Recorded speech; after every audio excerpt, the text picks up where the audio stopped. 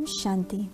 बाबा कहते हैं कि आप बच्चे तो बाप के मीठे मीठे मस्तक मनी बच्चे हो। बाप आप बच्चों के सच्चे दिल के प्यार को देखता है, इसलिए स्वयं आ गया पढ़ाने के लिए। अब बिल्कुल बेफिक्र रहे, महीनता से अपनी चेकिंग कर, स्वयं पर अटेंशन रख, स्वयं को चेंज कर, बाप की पालना का, पढ़ाई का सबूत दो। अब किसी भी बात में, कोई भी बात में कोई भी बच्चा अलबेला मत बने। बाप तो समय की समीपता को देख आप बच्चों को रोज समझाने दे रहा है। बस आप बच्चे बाप की छोटी से छोटी समझानी पर भी 100% निश्चय रख पुरुषार्थ करो। बाप नहीं चाहता कि बाप के किसी भी बच्चे को पश्चाताप करना पड़े, परंतु पुरुषार्थ आप बच्चों को ही करना है।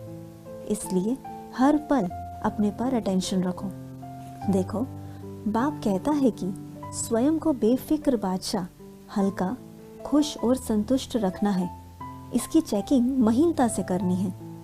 कई बार कर्म करते भी आपका पावरफुल कनेक्शन बाप के साथ होता है, परंतु आप अनुभव नहीं कर पाते और यही सोचते हो कि बैठकर तो योग किया नहीं। बैठकर योग लगाना बहुत बहुत बहुत अच्छा है, परंतु कर्म योगी की स्टेज भी कम नहीं।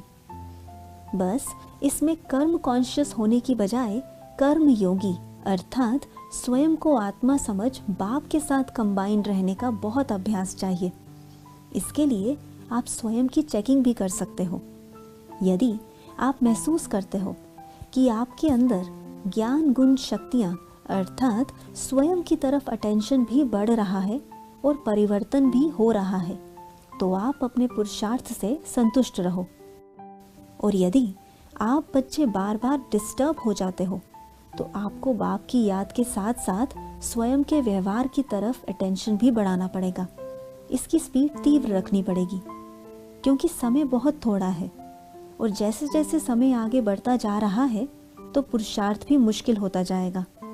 इसलिए जो थोड़ा सा समय बचा है उसमें बाप के सहयोग और समय का फायदा उठा पुरुषार्थ कर लो। योग के साथ साथ स्वयं के परिवर्तन पर फुल अटेंशन रखना है। यह पढ़ाई ही है मनुष्य से देवता अर्थात तमोगुनी आत्मा को परिवर्तन कर सतोगुनी आत्मा बना देने की। इसलिए चेक एंड चेंज। अच्छा, ओम शांति।